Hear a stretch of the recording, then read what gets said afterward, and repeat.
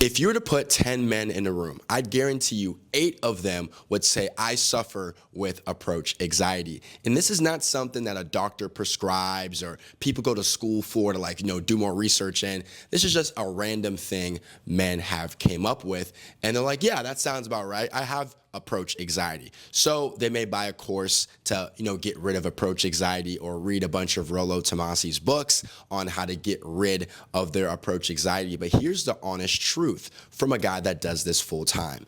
You will never get rid of your approach anxiety, but you have to find a way to cope with it. Yes, you're always going to feel nervous. You're always going to feel shy. You're always going to feel uneasy approaching attractive women, especially cold, when they're just walking the streets, at the gym, at a grocery store. You'll always feel that anxiety. So in today's video, I'm going to be talking about how you can feel those emotions and do it anyway. Let's get into it. Okay, if you didn't believe me that approach anxiety is something you just can't get over, let's do a quick breakdown. If you played a sport, you know exactly what I'm about to talk about. So for me, I did wrestling. Now, I was a great wrestler. I believe my sophomore year of high school, I lost like 1 time, and this guy was way better than me. So I'll take my L. But before every single wrestling match, I was nervous.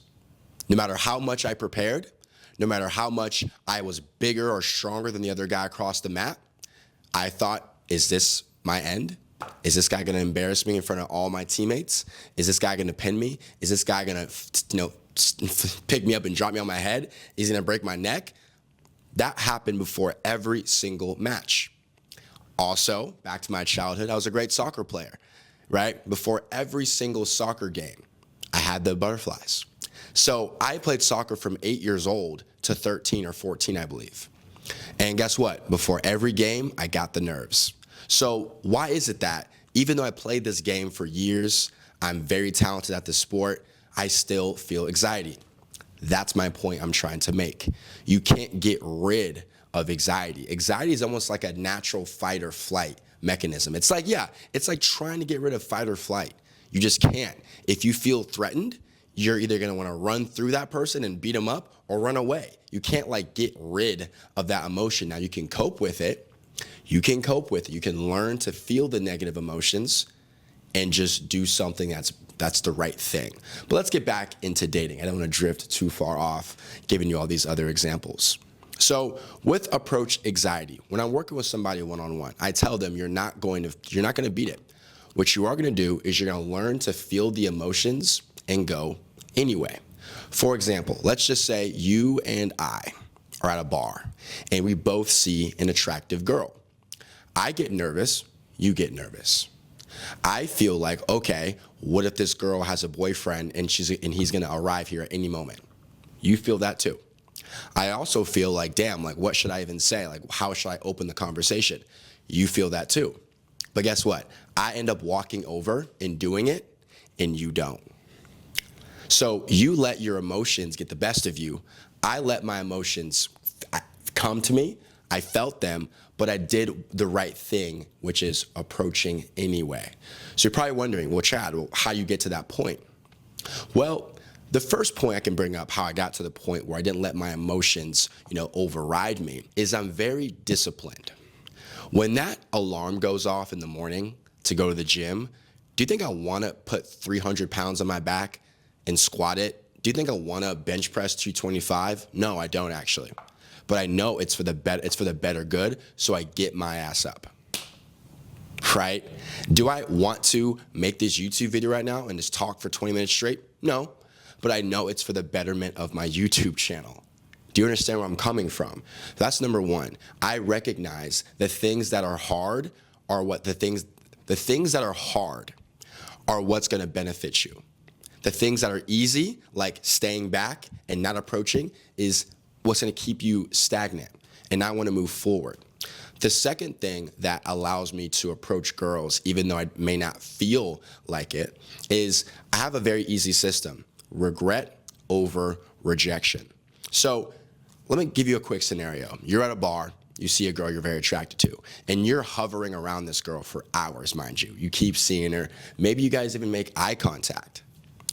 You go home that night thinking about her nonstop. Damn, what if I said something? Damn, what if I, were to walk up to her? What would have happened? Would this girl be my wife? Would this girl be my girlfriend? I guess we'll never know. So that bothers me a lot.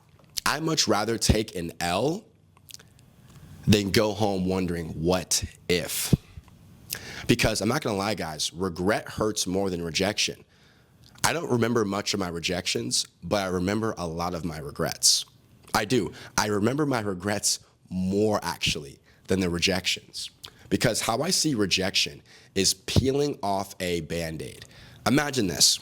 Imagine you and your family huddle around your computer because you're trying to get into law school. And Harvard Law School sends you an email saying, hey, your results are ready, go check. You get to the portal, you log in, and it says pending. You tell your family, hey, no worries, give it a second. It should pop up a result here in a second. An hour goes by, pending. A day goes by, pending. You reach out to Harvard and say, hey, my portal isn't loading. Me and my family want to know the results. They say, hey, we're working on it. A week goes by, pending. You start losing your mind because you want to know, did I get into Harvard Law School or not? That's how I feel about approaching. You guys, yes, you love the pending. I don't. Tell me my result, and tell me my result as quickly as possible. See, most of you guys like delaying rejection. I like getting to rejection as quickly as possible so I can move on to the next girl. There's been times where you probably were at a bar just looking around at this girl the whole night.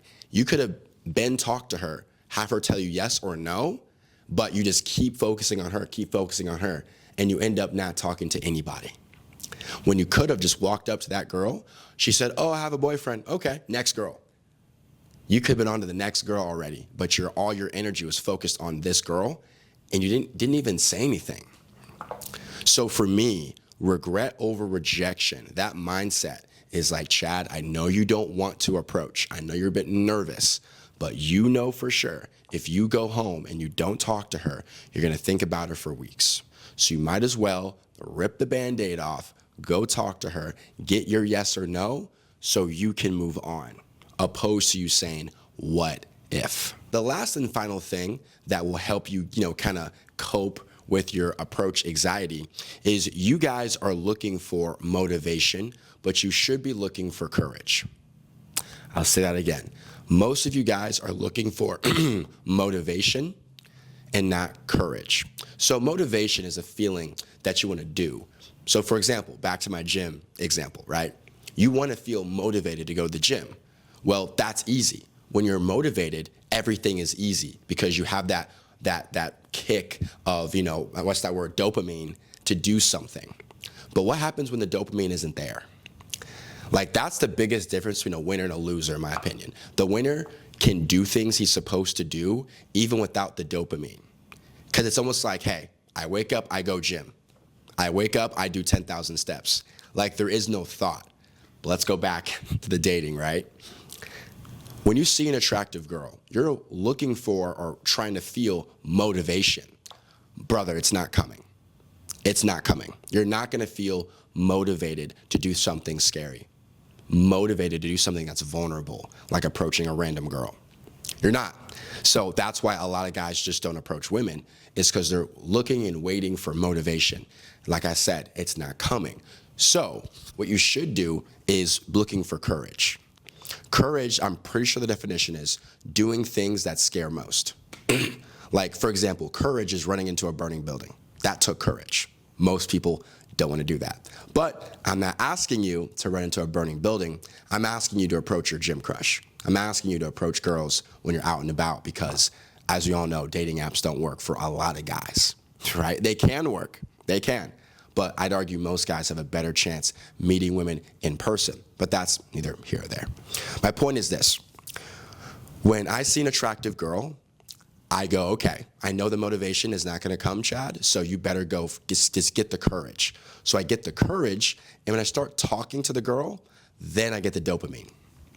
So the dopamine wasn't there when I needed it, but the dopamine kicked in when I started talking to the woman because I felt like this reward. See, Chad, this girl was friendly. See, Chad, this girl is smiling. She's even touching you. I think she's into you, right? That is what happens. So you guys want the motivation first, then you'll go do it.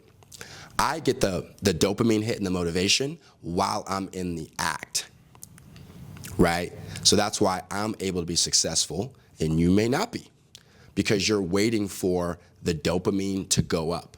You actually get the dopamine when you're in the actual approach and you're making jokes, she's laughing, you're doing well on your feet, your game is on point. That's where you get the dopamine. You get it after doing the hard deed, but you want it before, and I'm telling you, that's not how it works. So that's why a lot of men will never beat their approach anxiety. Never. Here's the thing. I still feel approach anxiety. I just do it anyway, right? Feel the fear, do it anyway. So my challenge to you is this. Have more of a mindset that is regret over rejection, and you'll always approach. Because you know damn well if you leave that bar, that club, that grocery store, that gym without saying anything, you'll feel shitty about it. And on top of that, stop waiting for motivation. It's not coming. Sorry guys, camera got overheated, but I will finish you with this. Regret over rejection always. And number two, the motivation isn't coming, so what are you gonna do about it? You have nothing else to do but be courageous. That's it. That's all you got. It's literally that simple. If you put regret over rejection, you'll always be able to make the approach.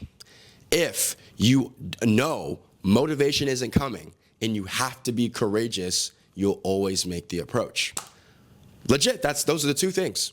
So yes, you're gonna feel uncomfortable. You're gonna feel like this girl may reject you. You're gonna feel all the negative emotions. But if you remember, wait, regret over rejection. Number two, I have to be courageous because there's no motivation coming. You'll always make the approach. So you guys have a wonderful day. And I want you to know, if you're somebody right now that is struggling with dating, you're unable to get matches on dating apps, you're unable to approach women, and every weekend you feel like it's just mundane, you're just spending it alone, I personally want to help you. This is what I do full time for guys like yourself who are doing well with their career. They're just missing a last piece, and that's the dating piece. And I've been able to help hundreds of guys over the past 3 years get this result where I send them a photographer to get new photos for dating apps. I help them with their mindset to get over themselves so they can approach women, and then give them a mindset that keeps them going even when they're having good times and bad times in dating. And now they're on 1 to 2 dates a week, every week. So that sounds like something you're interested in. There's a link down below. Check it out, and I'll talk to you soon. Peace.